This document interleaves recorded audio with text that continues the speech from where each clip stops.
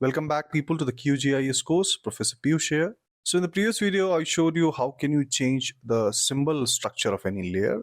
How can you change the stroke of the layers? Like you can see here, there are no black lines here. I have removed the stroke. This is without any stroke. And also if you want, you can have a similar color strokes and all. You can just to identify different shapes and objects of your map.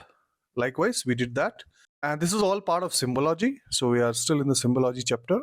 And moving on, the next element of the symbology is how to get the scale-based visibility in layers. Let's say, for example, if I change the scale of the this map to, let's say, very smaller scale, in which I'm not able to identify things properly.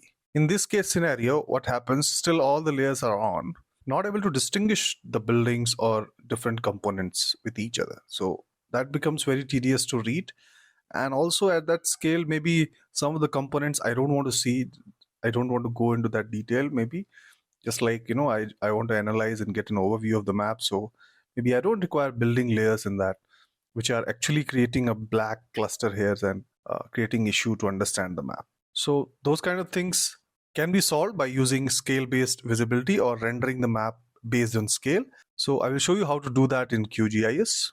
So first of all, we need to choose the layer which I want to render based on the scale.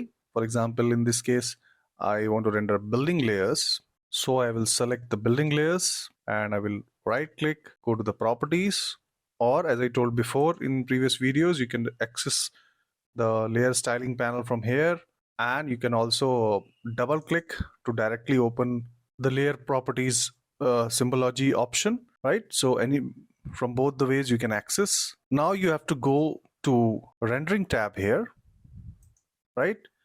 In that rendering tab, you will see there is a checkbox which says scale dependent visibility.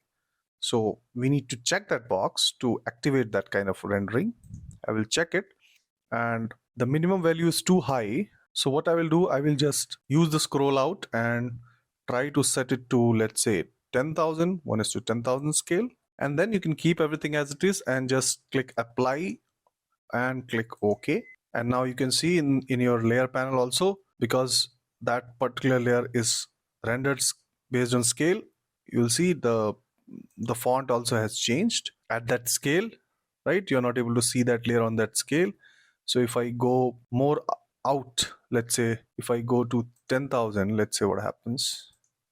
So if I go 5,000, the layer comes back in, right? Because that is under 10,000. And if I go above 10,000, that layer will go back. That layer will hide automatically. So this helps in understanding the map on a different level. Let's say you want to go out and see all the roads all together, the road network, that you can do with other layers also. So let's say you don't want any water bodies to see at that scale and all. You want to analyze the road maps only, and especially the restaurants and all, right? Let's say if I want to change the restaurant also, so I'll double click and set the scale dependability here as the same 10,000, apply, okay. Same with schools. If I don't want to see schools also. I would like you to invite and do by yourself based on your understanding. Now you can see I have only road networks here. Same you can do with the places layer, this blue dots also, right? So that only road networks is visible. Done. And if I go closer, under 10,000, even at 10,000 doesn't work. If I go under 10,000, then all the layers will come back, right? Good. So this is how you can render your layers based on the scale. So in next video, I will discuss how to add new symbol layers in QGIS.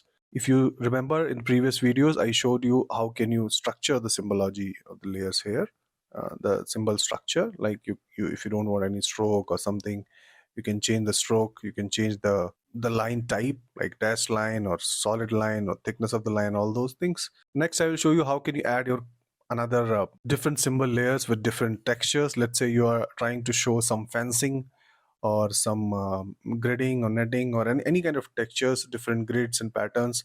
If you want to show around your layers, I will show you how to do those things in QGIS. How can you add symbol layers? So see you there, guys. Keep practicing.